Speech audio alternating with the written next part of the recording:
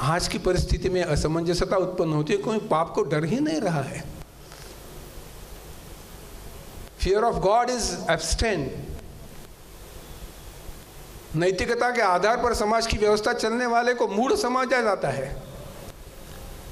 इसको फिर पटरी पे लाने की आवश्यकता है। एप्लीकेबिलिटी ऑफ इंटीग्रल ह्यूमैनिज्म, ये सारी व्यवस्था को पुनर्पटरी पे लाने का प्रयास करना, और ये एक सामाजिक चिंतन है। मनुष्य को अच्छा लगता है लेकिन व्यवहार में नहीं आता है। ये सब होना चाहिए ऐसा लगता है, लेकिन जब स्वयं पे आता है तब होता नहीं है। और इसके लिए जो एकात्म चिंतन है वो पूरे समाज की एकात्मता का विचार करने वाला है। ऐसे चित्ती के आधार पर संस्कृति का निर्धारण होता है। संस्कृति कोई एब्स्ट्रैक्ट नहीं है, संकीर्ण नहीं है। संस्कृति शायद दिखाई नहीं देगी लेकिन अनुभूति का विषय है। संस्कृति कोई हवा में चलने वाली कल्पना नहीं है, संस्कृति वास्तव में आने वाली कल्पना है, क्योंकि संस्कृति चीति से निर्धारित होती है। चीति संस्कृति को निर्धारित करते हैं। सुसंस्कृत मनुष्य कौन है? वो है जो उसके चीति को, इसके चित्तत्व को, उसके मानस को आधार मानकर अपने सारे व्यवहार को नियंत्रित करता है। और इसके लिए समाजशास्त्र में संस्थाओं की निर्मित करना भी आवश्यक होता है। राष्ट्र सुचारू रूप से चले, इसके लिए संस्थाएं उत्पन्न हो गई। जो संस्थाओं का आधार जो अभी ये धर्म विचार कहाँ, वही है। इसलिए व्यक्ति समाज को नहीं बनाती।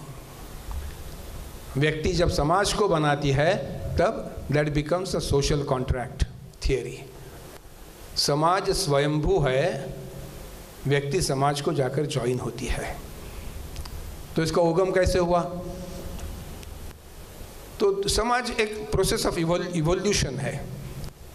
उत्क्रांत अवस्था में चलने वाली एक समाज की कल्पना आती है। व्यक्ति पश्चिम चिंतन में व्यक्ति समाज को बनाती है। अंग और अंगी का संबंध है, अवयव और अवयवी का संबंध है शरीर के साथ। तो सारे अवयव मिलाकर व्यक्ति बनती है, ऐसा नहीं है। व्यक्ति के शरीर से धीरे धीरे टिश्यूज वगैरह आते हैं, वो अवयवों की निर्मित करते हैं कि व्यक्ति का जन्म हम देखते हैं। समाज स्वयंभू है, व्यक्तियों के द्वारा नहीं बनता है। व्यक्ति अपनी आवश्यकता के लिए समाज से जोड़ी जाती है, स्वाभाविकतः जोड़ी जाती है। और ऐसी संस्थाओं की निर्मित होती है। जैसे एक विवाह संस्था का विषय किया, हमारे यहाँ विवाह संस्था है। विवाह उपचार नहीं है, विवाह भावना से जुड़ा हुआ है। मैं तो हमेशा कहता हूँ शायद पद्धति ठीक नहीं लगेगी, आजकल के लड़के लड़कियों को ठीक लगनी भी नहीं चाहिए, लेकिन एक 15-20 मिनट के देखने दिखाने के बाद में वो लड़का और लड़की वधूवर बन जाते हैं और पूरे जीवन भर रहते हैं। भाई कहाँ देखा उसको? वो वहाँ उनके घर गए थे, पिताजी के मित्र ने सुझाया था तो देखने गए थे। लड़की को पूछेंगे कहाँ देखा उसको? वो पिताजी ने प्रपोजल लाया था, देखे। लेकिन पूरे आयुष्य भर एक में के प्रति व्रतस्थ रहकर लगते हैं। क्या ये कॉन्ट्रैक्ट है? ये संस्कारों के आधार पर चलने वाला विषय है। उसमें एक समर्पण भाव दोनों तरफ से आता है। नाति चरामी सप्तपदी निकाल कर चलते हैं। वैसे तो भावना है, लेकिन वो कॉन्स्टिट्यूशन में जाकर बैठी है। हमारे मैरिज एक्ट में कहते हैं कि मैरिज यानी क्या है? हिंदू मैरिज अगर कहना होगा तो वो सप्तपदी और लाजा होम किया है, इस प्रकार का एक पुरावा उसको दीजिए, प्रूफ दीजिए दैट मैरिज इज सैंक्शन्ड। अभी रजिस्ट्रेशन सर्टिफिकेट की बात है कि मेरे माता पिता ने कहा रजिस्ट्रेशन निकाला था। मैंने एक बार मेरे 80 वर्ष के पुरानी माता को पूछा, तब तो पिताजी हयात नहीं थे, कि आपका मैरिज रजिस्ट्रेशन है, क्योंकि मेरे पुत्र का मैरिज रजिस्ट्रेशन देना था। उसने कहा कि रजिस्ट्रेशन वाली बातें ना आपकी हमारे ज़माने में वैसे नहीं थी। वेस्टर्न थियरी में दो व्यक्ति एकत्र आते हैं, दो जीव नहीं एकत्र आते हैं। हमारे यहाँ दो जीव एकत्र आते हैं। और इसलिए संस्थाओं का जन्म होता है और संस्थाओं के जन्म के आधार पर समाज की रचना चलने लगती है। ऐसी रचना को आगे चलाना ये ठीक है, आवश्यकताओं के अनुसार करेंगे, रजिस्ट्रेशन करना होता है, लीगल फॉर्मेलिटी पूर्ण करनी होती है, सारा ठीक है, करेंगे, वो करने के लिए कोई प्रत्यवाय नहीं है। लेकिन मतलब ऐसा नहीं है कि दैट बिकम्स ए कॉन्ट्रैक्ट।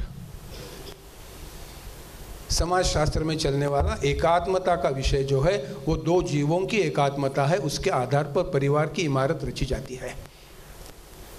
परिवार नाम की संकल्पना उसके आधार पर उत्पन्न होती है, और ऐसी परिवार की संकल्पना ही यत् पिंडे तत् ब्रह्मांडे, इस प्रकार की व्यवस्था को आगे चलती है। और ऐसी ही एक व्यवस्था उत्पन्न हुई है जिसे हम राज्य संस्था कहते हैं। पंडित जी कहते हैं कि राज्य संस्था महत्वपूर्ण है लेकिन सर्वोपरि नहीं है। जब ये राज्य संस्था नहीं थी तब क्या चल रहा था? सुप्रसिद्ध वचन हम जानते हैं, न राज्यम न च राजासित न दंड्यो न च दांडिकाः धर्मेणैव प्रजा सर्वे रक्षन्ति परस्पर की रक्षा धर्म करता था। कोई राजा नहीं था, ना कोई राज्य दंड करने वाला था। ठीक है, कालौघ में ये सारी राज्य संस्था आई, लेकिन राज्य संस्था ही अंतिम नहीं है। नेशन स्टेट थियरी ये वेस्टर्न फिलॉसफी है। हमारे जीवन दर्शन में जो चिंतन चलता है वो है राजा समाज का सेवक है। राजा अगर अत्याचारी लोगों को दंड ना करे तो राजा भी दंडनीय होता है। राजा को मालूम है कि अपराधी लोग हैं, लेकिन निहित स्वार्थ के लिए राजा अपराधियों को भी दंड नहीं कर रहा है, तो वो जो दंडनीय है उनके ज्यादा दंडनीय राजा होता है। और इसलिए राज्य संस्था राष्ट्र कल्पना को आगे चलने वाला एक साधन है। हमारे यहाँ राष्ट्र कल्पना समाज के आशा आकांक्षाओं का प्रतिबिंब करने वाली कल्पना है।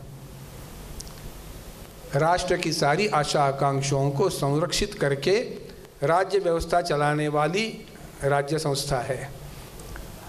आज जब हम देखते हैं तब तो सारा चित्र उल्टा पलटा हो गया है। राज्य ही सबसे महत्वपूर्ण है। सारा समाज उन राजाओं के पीछे दौड़ता रहता है। इसलिए राजा को लगता है कि अब मुझे दंड करने वाला कोई नहीं। इस देश के प्रधानमंत्री को कभी नहीं लगा कि हजारों लोगों को जेलों में रखना है, अपराध तो नहीं है तो भी जेलों में रखना है। समाज ने पूरा दंड नहीं दिया उनको। क्यों लोगों को जेलों में रखा था? कुछ कारण था जिसके उदाहरण परिचय में आया। अभी नए पीढ़ी को मालूम नहीं होगा क्योंकि उनका जन्म उसके पश्चात हुआ है। ये राजधर्म का पालन नहीं था, क्योंकि राज्य संस्था सर्वोपरि बनने लगी, समाज को बिल्कुल ही दुर्लक्षित करने लगे। ऐसी राज्य व्यवस्था एकात्म मानव चिंतन में स्वीकृत नहीं। इसलिए राज्य साधन है, राज्य साध्य नहीं है। धर्म उसके ऊपर दंड करने वाला, यानी समाज उसके ऊपर दंड करने वाला है। ऐसे समाज की जो स्थिति होती है वो समाज ही अंतिम होता है। वो ही अपने सारे देश का, समाज का एक विराट दर्शन है। सहस्त्रपाद सहस्त्र शीर्ष, अपने अवयवों के साथ वर्णों का वर्णन करने वाला, लेकिन उन अवयवों में एक एकात्मता रखने वाला, उन सारे अवयवों में उच्च नीचता की भावना न रखने वाला, इन सारे अवयवों की चतुर्वर्ण्य के दृष्टि से अपने अपनी संरक्षितता को स्वीकृत करने वाला, ऐसा विराट पुरुष पंडित जी कहते हैं कि चिति के आधार पर ही कर्म शक्ति चिति की है। विराट को समर्थ बनाना यह आज की अवस्था में एक आवश्यक चीज़ है। जागृत समाज ही समाज के रक्षण का एक प्रत्याभूति, एक गारंटी होता है। ऐसी समाज की अवस्था में राज्य एक साधन बने, राज्य एक माध्यम बने। ऐसे सारे संस्था में जो जाति संस्था भी है, बिरादरी की संस्था है। हम जाति भेद और उच्च नीचता को नकारेंगे, जीवन के अंत तक नकारेंगे, लेकिन किसी एक समय में जाति संस्था ने समाज को संरक्षित किया था। इस इतिहास को भी नहीं भूलेंगे। सारे प्रकार की समाज में अंत्योदय नाम की कल्पना कब आती है? जब हम संवेदनशीलता के साथ समाज की तरफ देखते हैं। पंडित दीनदयाल जी के चरित्र की एक कथा मैंने सुनी, छोटे छोटे अनुभव उनके संवेदनशीलता का अनुभव देने वाला था। और संवेदनशीलता का अनुभव देकर उन्होंने सारे उदाहरण दिए। जैसे वो बुट पॉलिश करने वाला एक उनके रेलवे के डिब्बे में आया, उसका वो गंदा कपड़ा देखकर जिसके बुट पॉलिश करना था, उसने कहा कि नहीं नहीं भाई आपका कपड़ा बहुत गंदा है। उसको कुछ चारा नहीं मिलने वाले तो बेचारा नाराज़ होकर चलने लगा। पंडित जी ने अपने बैग में से एक कपड़ा निकाला, कहा कि ये साफ़ है, इससे उनके शूज़ आप पॉलिश कर दो। चिंता उनके बुट पॉलिश की नहीं थी, चिंता उस गरीब के चाराने की थी। जब संवेदनशीलता मन में आती है तो समाज के स्वस्थता का विचार होता है। विराट जागृत करना यानी विराट की संवेदनशीलता को आवाहन करना, वो चिति के आधार पर करे। ऐसी एक अक्षण्णु और जिसको एक गतिशीलता भी है लेकिन चिरंतनत्व के आधार पर गतिशीलता है, ऐसी समाज व्यवस्था एकात्म मानव दर्शन में हमें आरेखित की हुई दिखाई देती है। ऐसी समाज व्यवस्था को हम एकात्म समाज व्यवस्था कहेंगे, क्योंकि उसमें परस्पर अवलंबिता का सूत्र एक महत्वपूर्ण सूत्र है। आज की परिस्थिति में बहुत सारी चुनौतियाँ, समस्याएं उत्पन्न ऐसी हुई है जो ग्लोबलाइजेशन के पश्चात तो बहुत बड़ी मात्रा में हुई है। समाज के मानस को जागरूक करने की, समाज के मानस को, जैसे मैंने कहा कि if there is a chaos, go to the basics, ऐसे बेसिक्स के तरफ समाज को ले जाने की आवश्यकता। ये केवल एक सिद्धांत के विवेचन के स्वरूप ना रहकर समाज के स्वस्थता की तरफ जाने के लिए इसके बारे में हम सोचते रहेंगे, उसको अधिकाधिक विस्तृत करते रहेंगे, समाज के सारे अंगों तक ले जाने का प्रयास करते रहेंगे, जिसका निमित्त पंडित जी के जन्म शताब्दी का भी है और 4 भाषणों के अर्ध शताब्दी का भी है। इस सारे काम में आप भी अपने शक्ति के साथ सहभागी हो, ऐसा आह्वान करते हुए मैं मेरा निवेदन पूर्ण करता हूँ। धन्यवाद। खूब खूब धन्यवाद डॉक्टर अनिरुद्ध जी। जेमने प्रश्न पूछवो होय ए हाथ ऊंचो करशे, ते माइक एमने मळशे।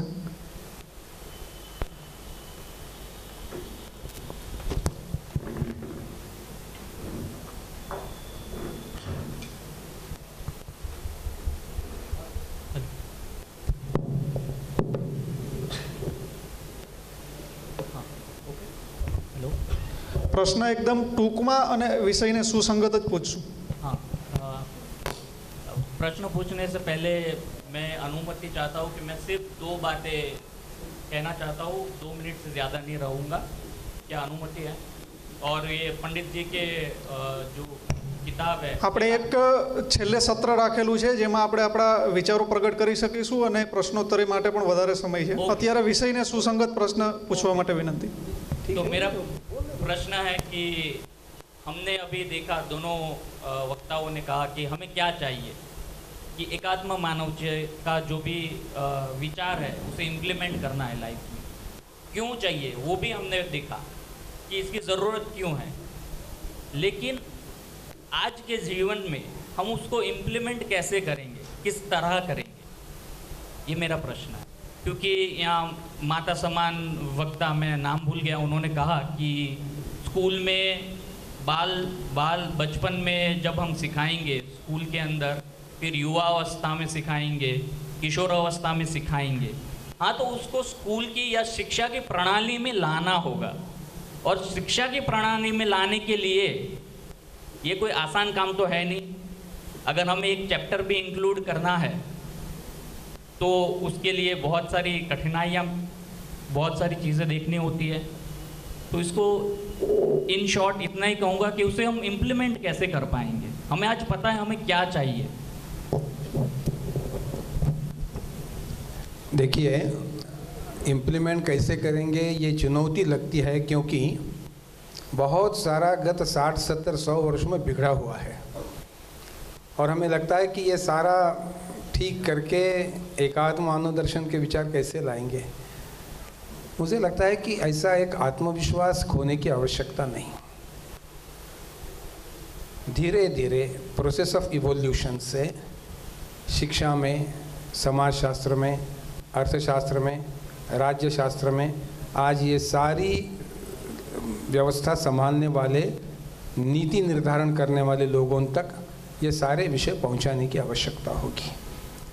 पुनरुत्थान विद्यापीठ में प्रयोग चल रहा है।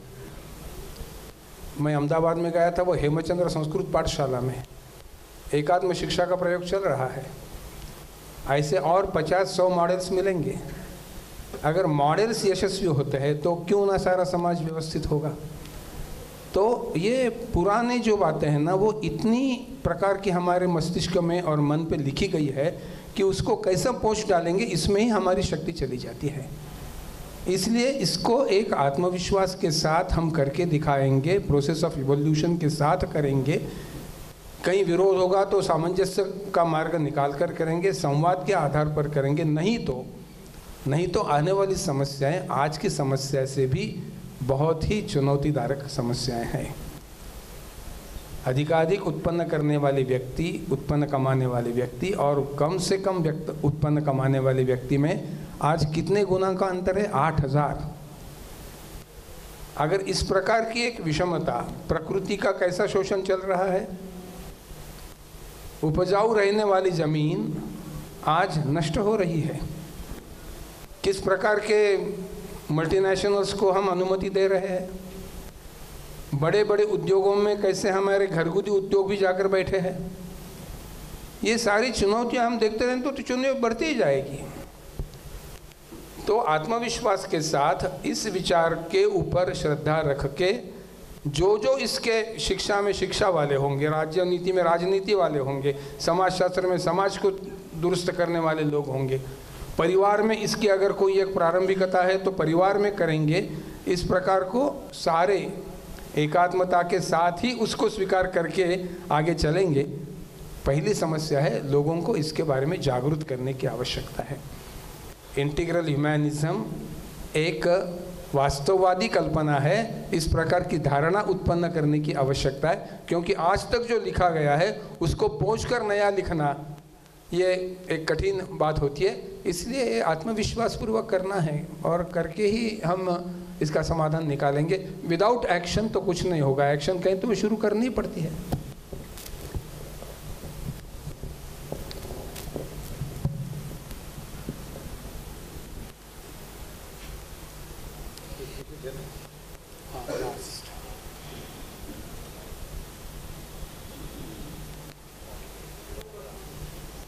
છેલ્લો પ્રશ્ન રહેશે।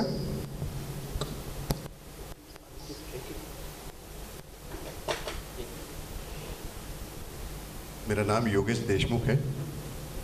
सर, मैं आपसे एक प्रश्न पूछना चाह रहा हूँ। काफ़ी देर से मैं सुन रहा हूँ जो विचार मंथन हो रहा है। समाज की जो व्यवस्था है आज की, और आज की जो भागदौड़ मची हुई है, इसके अंदर कुछ चीज़ें हम देखते हैं। आपने जैसे कहा राज्य का क्या धर्म होना चाहिए। राज्य चलाने के लिए जो मापदंड हमारे यहाँ है, मैं सीधी भाषा में कहूँ तो आज IAS IPS ऑफिसर्स जो है, क्या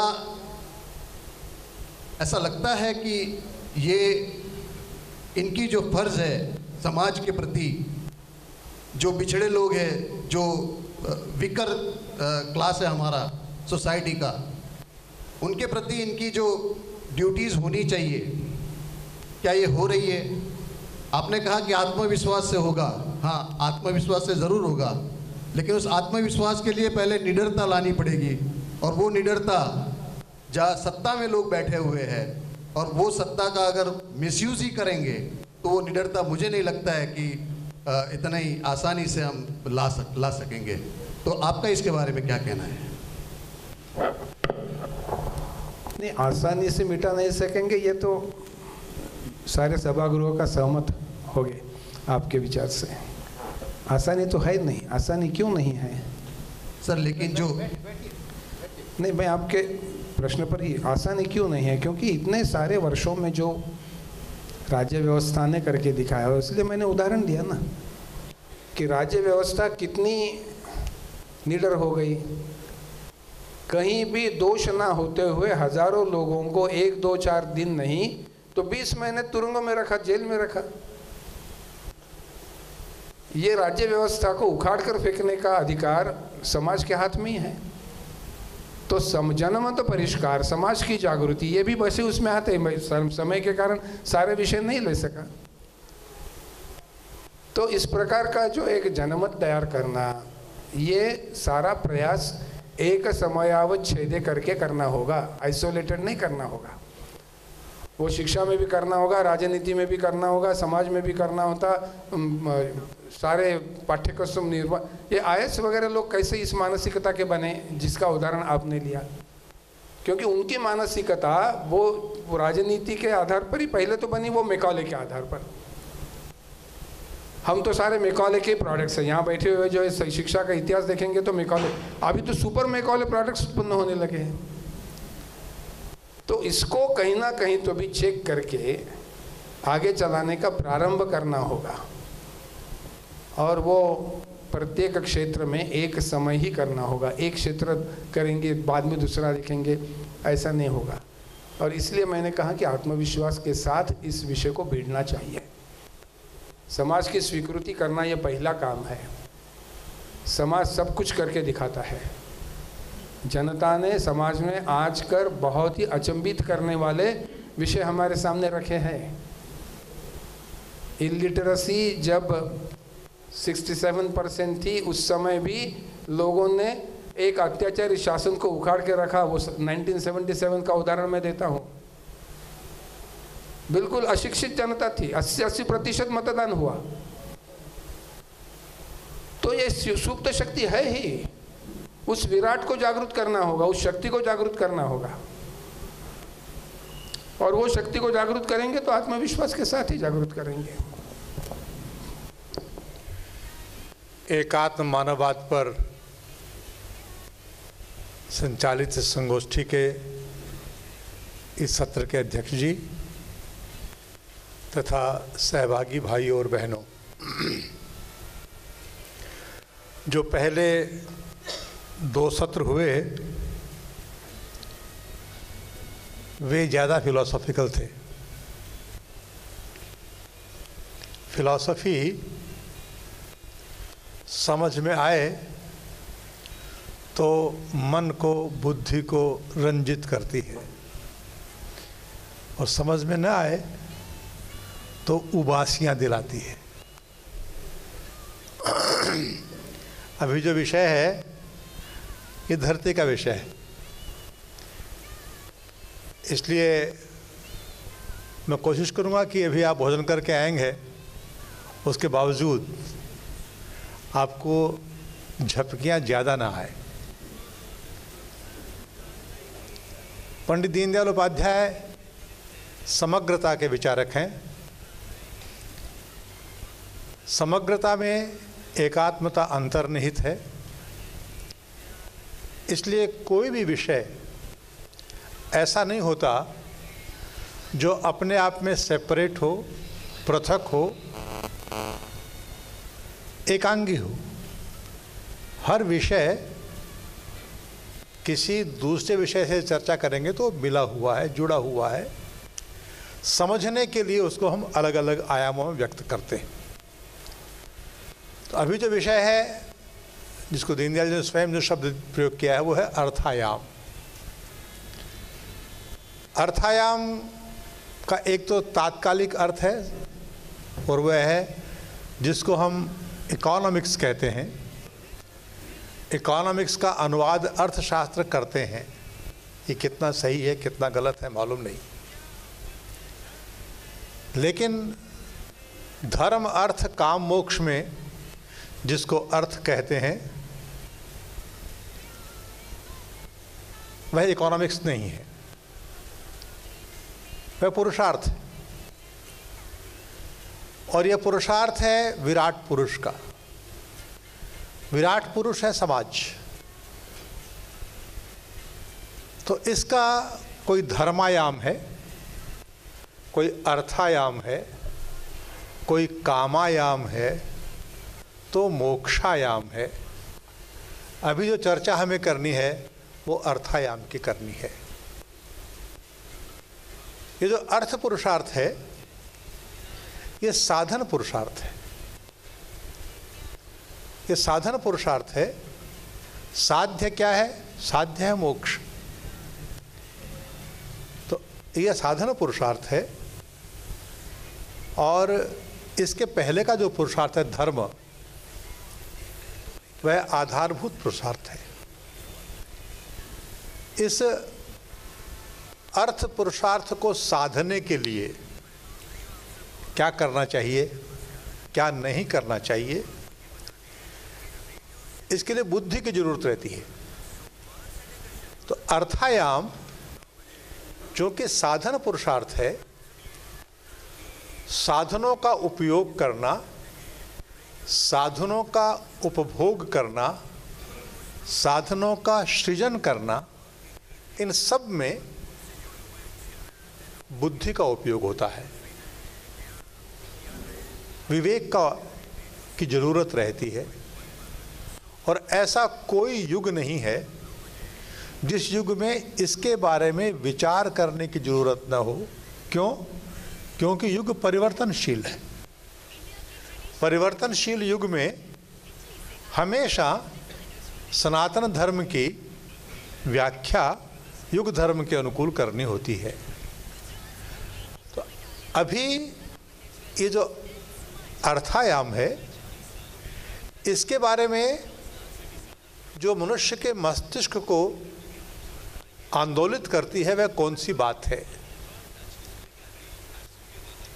इस बात को व्यक्त करने के लिए दीनदयाल जी एक वाक्य कहते हैं। उस वाक्य से मैं शुरू करता हूं और वह वाक्य है, अर्थ का अभाव और अर्थ का प्रभाव धर्म की क्षति करता है। चाणक्य ने जब सवाल जवाब किए तो कहा है कि सुखस्य मूलम धर्म और धर्मस्य मूलम अर्थ। धर्मस्य मूलम अर्थ है। तो दीनदयाल जी कहते हैं अर्थ का अभाव और अर्थ का प्रभाव धर्म की क्षति करता है। तो जिसको हम संसाधन कहते हैं, संसाधनों का नाम ही आजकल वेल्थ, संपत्ति हो गया है। संसाधनों का नाम ही उत्पाद हो गया है। संसाधनों का नाम ही उत्पादों के विनिमय की जो एक वस्तु है जिसको पैसा कहते हैं, कॉइन कहते हैं, करेंसी कहते हैं। आज तो दुर्योग से उस कॉइन या करेंसी को ही संपत्ति माना जाने लगा है। धनवान कौन है भाई? जिसके पास वो कागज़ के, डॉलर के या महात्मा गांधी के छपे कागज़ ज़्यादा हैं, वो धनवान माना जाता है। वास्तव में तो वो धन नहीं है, वो तो धन के विनिमय का साधन है। पर ये जितनी बातें हैं, इनका यदि अभाव हो जाए, इनका यदि अभाव हो जाए तो दीनदयाल जी कहते हैं धर्म की क्षति हो जाएगी। क्यों? बुभुक्षितः किम न करोति पापम। यदि अभाव हो जाएगा, यदि अभाव हो जाएगा तो चोरी करना धर्म बन जाएगा, आपद धर्म हो जाएगा वो। एक बड़ी पुरानी कहावत है हमारे यहाँ, ऋषि की विश्वामित्र का अकाल पड़ा था, भूख लगी थी, तो किसी ऐसे घर में पहुँचे जो बधिक का घर था, कुछ खाने को नहीं था, तो उसने कहा कि यह मांस का टुकड़ा है, खा लीजिए। तो उन्होंने ले लिया, खा लिया उसको। तो उसने कहा आप तो ऋषि हैं, ब्राह्मण हैं, ये क्या धर्म काम किया आपने? तो उन्होंने कहा मुझको धर्म सिखाते हो? क्या मतलब है? प्राण रक्षा प्रथम धर्म है मेरा। शरीरम आद्यम खलु धर्म साधनम। शरीर बचेगा तब मैं धर्म साधना करूंगा मैं। तो ऐसी स्थिति में जब अभाव हो जाए तो अभाव की स्थिति मनुष्य को धर्मवान नहीं बने रहने देना चाहती, स्थितियां गलत हो जाती है तो अर्थ का अभाव नहीं होना चाहिए और अर्थ का प्रभाव भी नहीं होना चाहिए। यदि अर्थ का प्रभाव हो जाता है तो अर्थ अपने प्रभाव से